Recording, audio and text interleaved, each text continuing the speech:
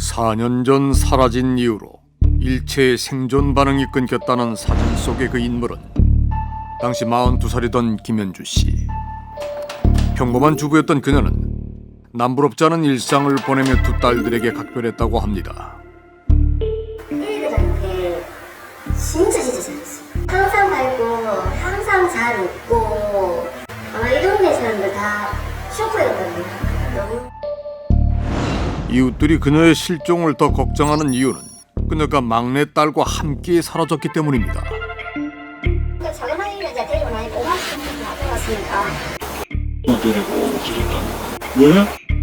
단란했던 네 식구의 평화가 깨진 것은 2018년 11월 3일 여느 때와 다름없는 주말이었습니다. 네, 큰일 봤다더라고. 요 앞에가 또 금방 온다. 어리니까 엄마가 데리고 갈게. 알 수 없는 말을 남기고 떠난 아내 현주 씨. 남편은 곧바로 경찰에 신고를 했습니다. 그런데 실종 당일 모녀의 행적은 뜻밖의 장소에서 발견됩니다. 경남 양산의 집에서 무려 300km나 떨어진 전북 전주에서 목격된 모녀. 친모가 친딸을 데리고 저녁 6시경에 버스터미널로 가서 그 전주 고속버스 터미널에 저녁 11시 36분경에 가차한 모습을 마지막으로 현재까지 그 소재가 파악되지 않는 사건입니다. 그날 밤 모녀가 전주 고속버스 터미널에 도착한 시각은 밤 11시 36분경. 버스 승강장 CCTV 화면 속에는 두 모녀가 대합실을 향해 걸어가는 모습이 남아 있습니다. 그리고 터미널을 빠져나온 모녀의 마지막 모습이 CCTV에 다시 한번 포착됩니다.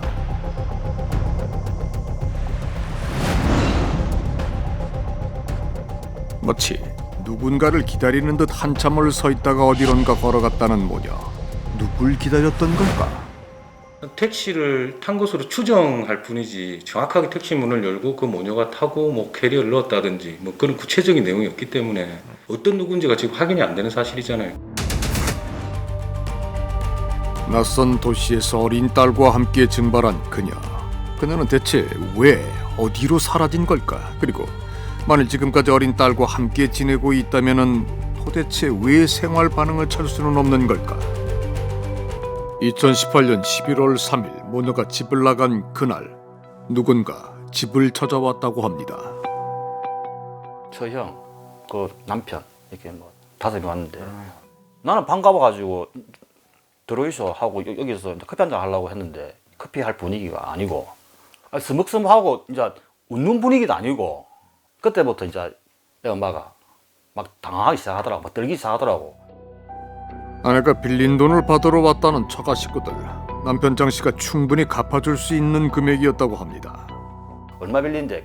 7천만 원 하더라고. 그래, 일단 알겠으니까 내가 줄게 하고 빨리 나갑시다. 요 앞에 가서 밥을 먹었죠. 오니까는 이제 없어진 겁니다. 확인해보니 그 무렵 현주 씨가 가족과 지인에게 빌린 돈만 어림잡아 억 단위가 넘었습니다. 그 돈들은 다 어디에 쓰려던 걸까? 아내가 사라지고 그녀가 관리하던 통장 54개가 발견됐습니다. 명의와 상품의 종류도 다양했습니다. 근데 돈 들어올 때부터 돈을 계속 추금 계속 했습니다. 남편의 통장에 입금되는 족족 빠져나가는 돈. 발견된 54개의 통장이 아닌 별도의 다른 통장으로 빠져나간 흔적들이 보입니다. 그리고 집안에서 돈 대신 충격적인 서류들이 발견됐습니다. 전부 다 이불 속에 사이에 막 뜯지도 안 하고 그냥 전 세금 연체 전부 연체입니다. 연체. 한 달 평균 2만 원도 채 안 되는 상하수도 체납금은 100만 원이 넘었고 통신비와 공과금 미납액만 약 400만 원에 달했습니다. 아내는 남편의 수익뿐만 아니라 빌린 돈들을 전부 어디에 쓴 걸까? 현주 씨의 수상함을 가장 먼저 알아챈 건 큰딸이었습니다. 큰애가 이러더라고. 엄마가 어쩔 때 얘기하자 말했는데 CD기에서 매일같이 돈을 붙이더라 이거지. 엄마가 매일 붙이더라. 또 매일 한 20분씩 있다면서 거기서. 우리 남편 장 씨와 함께 통장 내역 속 단서들을 하나씩 살펴보기로 했습니다. 그녀가 남기고 간 54개의 통장의 의문을 풀어줄 단서가 있을까? 실종 직전까지 그녀가 관리했다는 남편 장 씨의 계좌에서 수상한 점이 확인됐습니다.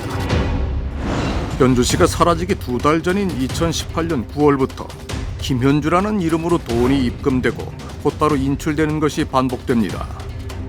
소액이긴 하지만 거의 매일 포착되는 의문의 거래. 한 거래 지점을 살펴보니 현주 씨가 돈을 입금한 지역은 거주지 인근인 경남 양산, 그리고 3분 뒤 인출되는 지역은 부산 진구로 확인됩니다. 약 30km나 떨어진 두 곳은 차량으로 이동해도 최소 50분. 그러니까 현주 씨가 경남 양산 거주지 인근에서 돈을 입금하면 이내 다른 지역의 현금 인출기에서 돈이 출금되고 있다는 얘기였습니다.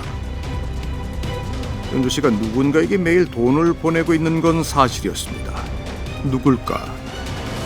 제가 진짜 겁난 게 있던 뭐냐면 A4지 이거 있죠, A4지. 깨알 같은 글씨로 대한민국에 있는 대부분 다 전화인 것 같더라고. 두 장의 양쪽으로. 그녀의 명의로 개통된 휴대전화 3대와 카드로 결제된 자동차 취득세도 일명 휴대폰 깡과 신용카드 깡으로 불리는 불법 대출이 의심되는 상황. 이금융, 상금융에서 대출 받으면서 또 대출 받아요. 이게 왜 일반적이지 않냐면 그 1금융 대출이 좀 막히면 그 다음에 대부로 넘어가거든요. 대출을 계속 땡긴다 그런 느낌. 이렇게 체계적으로 뭔가 준비해가지고 행동을 해야 되겠다라는 게 첫 번째로 보이고요. 돈을 갚아야 되겠다는 생각보다는 일단 돈을 먼저 얻어야 되겠다는 생각부터만 한 것 같아요. 그는 누군가의 지시에 따라 무차별적으로 돈을 모아온 것이 아닐까? 만일 그렇다면 그녀의 전체 금융거래 내역을 살펴보면 어떤 단서를 찾을 수 있지 않을까? 그런데 실종 사건이 있어가지고 뭐 채권 채무 관계에 대해서 수사를 한다는 건 그건 너무 너무 다른 쪽이고 신병 확보가 우선이니까 어디에 사는지 지금 어디로 이동했는지 그게 이제 중점을 두고 그런 내역이 있는지에 대해서 분석을 하는 거죠. 이제 남은 단서는 정말로 없는 걸까? 우리는 아내 현주 씨가 남기고 간 단서들을 다시 한번 꼼꼼히 살펴봤습니다. 그러던 중 의문의 종이 한 장이 눈에 들어왔습니다.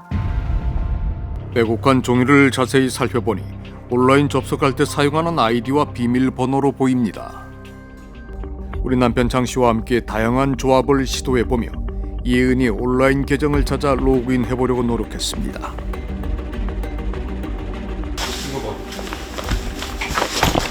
여기에 드디어 접속에 성공했습니다. 예은이가 실종되기 전까지 사용했다는 온라인 계정이었습니다. 이가 갈 때 그 자기가 쓰던 태블릿 PC 그걸 유튜브를 많이 봤거든. 그게 뭐 어린이 노는 유튜브 같은 거. 그런데 누군가 이 계정을 사용한 흔적들이 보입니다. 156일간 비활성 상태. 대략 6개월 전에는 활성화돼 있던 계정, 즉 사용된 계정이라는 겁니다. 만일 누군가 이 계정으로 접속을 한 것이라면 그것은 예은인 걸까? 우리는 아빠의 동의를 받아 해당 계정에 대한 분석을 전문가에게 의뢰했습니다. 사용처가 그냥 공기계로 하지 않았을까 싶은 생각이 들기는 하죠. 이게 지금 활동하는 시간들이 보면은 늦은 시간, 오후 밤이나 아니면 새벽대. 그러니까 아무래도 이분이 이 핸드폰을 만질 수 있는 장소와 시간 자체가 좀 한정되어 있다는 느낌이 좀 들기는 하죠. 뭐 예를 들어서 이게 집에만 두는 그런 핸드폰이고 집에 와이파이를 이용해서 하는 거다. 해당 계정은 구형 휴대전화에서 사용됐다고 합니다. 여기엔 해당 계정 사용자를 찾을 만한 단서가 있을까? 요걸 봤었거든요. 위치 기록은 없고. 사이버 보안 전문가의 눈에 가장 먼저 들어온 건 휴대전화에 설치한 특이한 어플입니다. 이거는 설치된 곳에 네트워크 그 흐름 자체를 약간 조작해주는 유명한 프로그램이에요. 이걸 설치를 왜 했는지는 모르겠는데 이걸 설치했다는 건 좀 특이사항이긴 하네, 일반인이. IP를 우회해 검열이나 접속 차단을 피할 수 있게 돕는 어플. 이건 왜 설치된 걸까? 4월 12일 날에는 날씨라고 하는 거를 했었네요. 4월 달에 지난 5월 4일 경기도 한 지역에서의 접속을 마지막으로 활동이 정지된 걸로 보입니다. 계정의 접속자는 누구인 걸까? 만일 예은이라면 예은이는 이곳에 있는 걸까?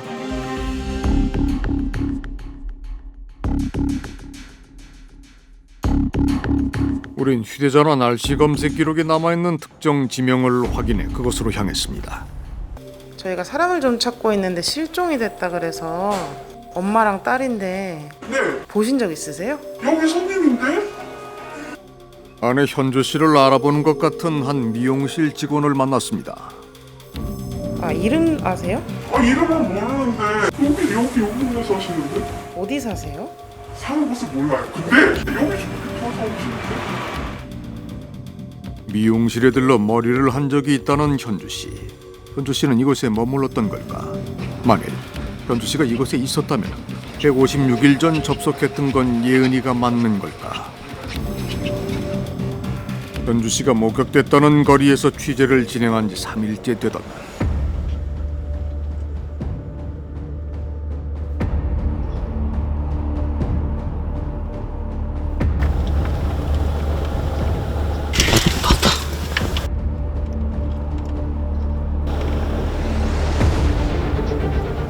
우리가 가진 사진 속 현주 씨와 생김새가 매우 흡사한 여성이 보입니다.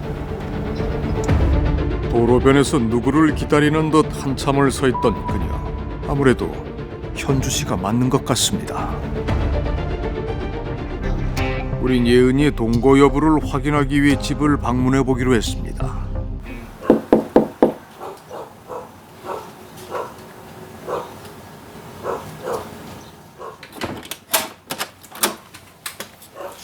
안녕하세요. 네. 어떻게 되세요? 아니에요? 저 SBS 방송국에서 나왔는데요. 아닌데요? 아니에요. 네. 아니죠? 네. 언뜻 살펴본 집 안에는 예은이의 모습이 보였습니다. 우린 아이가 놀랄 것을 고려해 조심히 취재를 이어갔습니다. 저한테 구태당하고 그런 건 아니지만 어렸을 때 봐서 그건 아니지만 아니라고 저희는 얘기를 들었었어요. 엄청 큰 저희 집 큰애도 아마 알 거예요. 어렸을 때부터 아시고 저희 친척 지인 모르는 사람이 없어요. 우리가 취재하며 끊임없이 확인했던 내용입니다. 남편 장 씨도 부인했고 친한 지인들도 아닌 것 같다고 증언했던 상황. 그녀는 가정폭력을 주장합니다. 또 다른 이유는 없는 걸까? 단지 그 이유가 하나인 거예요. 아니 다른 것도 있지만 물론 제가 신랑이 무서워서 돈을 이렇게 한 건 있거든요. 만약에 이게 어디까지 뭐 들으셨어요? 뭐 금전적인 부분? 대출도 많았다고. 네, 그게 어떻게 되냐면 이제 신랑이 그 성격이 그렇다 보니까 만약 이렇게 해야 되는데 뭐 안 되면 무조건 하는 거예요. 그러니까 제가 이렇게 해서 메꾸고 저렇게 해서 메꾸고. 현주 씨의 여러 얘기들이 어디까지 사실인지 당장 확인할 수는 없었습니다. 그보다는 우선 예은이의 안전이 걱정됐습니다. 아이는 그동안 어떻게 지낸 걸까? 아이는 학교는 그러면 못 보내고 있냐고 당연히 그 데릴 거니까. 네, 그래서 저희가 진짜로 제가 애기 건강에도 아프면 혹시 감기 걸리면 안 되니까 그것도 엄청 신경 써서 병원도 못 가니까 아예 안 가고 저희는 아예 식당 같은데 뭐 외출 자체 안 하고 사람들 많은데 안 가고 그냥 성형이는 안 물어봐요? 나 왜 학교 안 가냐고? 물어봐요. 근데 그래서 굳이 학교를 가고 싶어 하지는 않아요? 일단 아이의 안전 확보가 최우선인 상황. 우린 현주 씨를 설득해서 모녀의 행방을 경찰에 알렸습니다. 저희가 지금 이 위치를 파악했거든요, 그분들의. 잘 됐네요. 이거 그래서 뭐 어떻게 진행을 지금부터 어떻게 할까요? 우리 행사를 그걸로 보내드릴게. 현주 씨의 집에는 신고를 받은 경찰이 출동했습니다. 가장 먼저 예은이 심리 상태와 건강 상태를 파악한 후 필요한 조치를 해주기로 했습니다.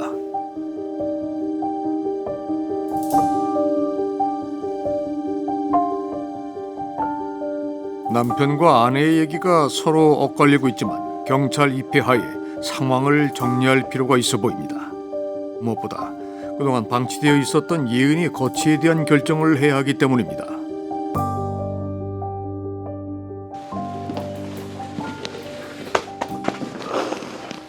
살아봐. 참 진짜 너무하다 진짜. 이렇게 사람을 힘들게 하냐? 자기만 한다면서 내가 키우고 싶다. 엉덩이를 키울 수 있다. 내가 뺏으러 왔냐? 뭐하러 왔노? 정상적으로 제대로 만들어야지. 나는 내가 데리고 있으면서 또 보내는 게 최고로 좋지. 똑바로 학교 보내고. 서로의 문제는 차츰 하나씩 해결하기로 하고 예은이의 일상 회복에 먼저 힘을 쏟기로 한 두 사람. 예은이는 4년 만에 닫힌 방에서 나와 이름을 찾고 새로운 삶을 시작하기로 했습니다.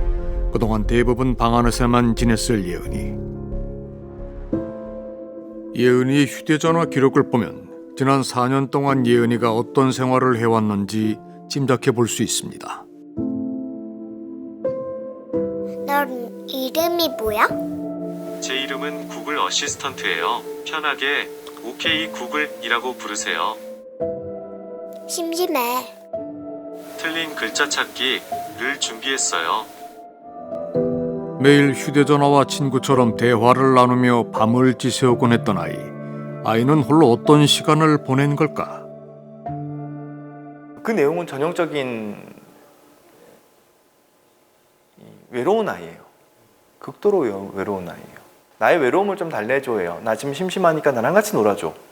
나 지금 누구랑 얘기할 사람이 없으니까 나랑 얘기하자라는 식으로 지금 어시스턴트를 이용하고 있거든요. 이게 뭐냐면 이건 명확히 학대예요. 그러니까 얼마나 아이가 방임되었는지가 다 드러나잖아요. 그러니까 연령에 맞는 수준의 관심과 흥미를 보여야 되는데 이 아이는 그것도 없어요.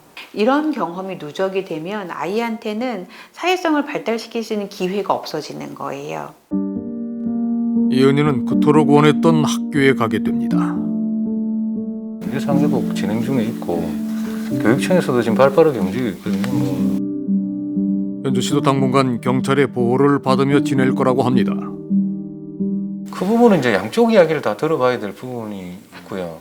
전문 심리 상담사를 통해서 적극적으로 그 면담을 실시할 예정이고 정황이 있거나 나타난다면 분명히 그 부분에 대해서는 저희가 수사를 진행할 예정입니다.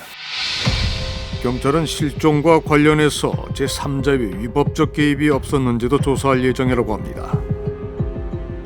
전문가들은 보호자가 아이를 데리고 집을 나간 상황이라도 보다 적극적인 수사를 하는 관행이 만들어질 필요가 있다고 말합니다.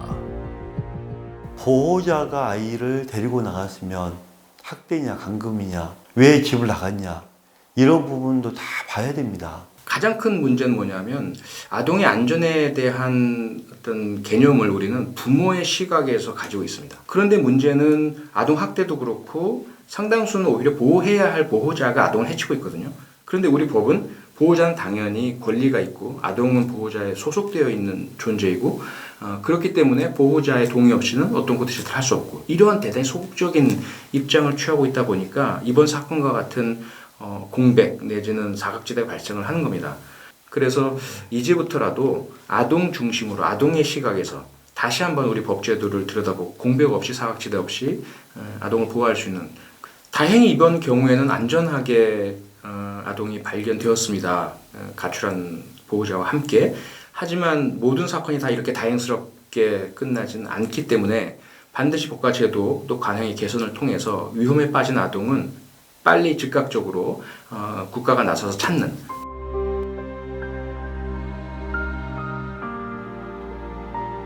상처와 상처를 또 딛고 일어나야 할 가족.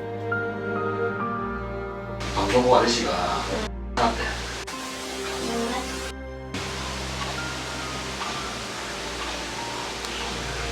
솔직히 말해서 너 너무 같아. 뭐라노? 너무 같다니까. 좋잖아. 동생도 있고. 나는 근데 너무 어떻게 있는지 너무 귀엽잖아. 어때? 그래도 더 컸으니까 커도 10살이야. 나도 이제 숨 쉬겠다. 안 죽었어? 당신이 약간 내가 떠있지 항상. 자 오면은 이제 숨 쉬고 여행도 가자 제주도로.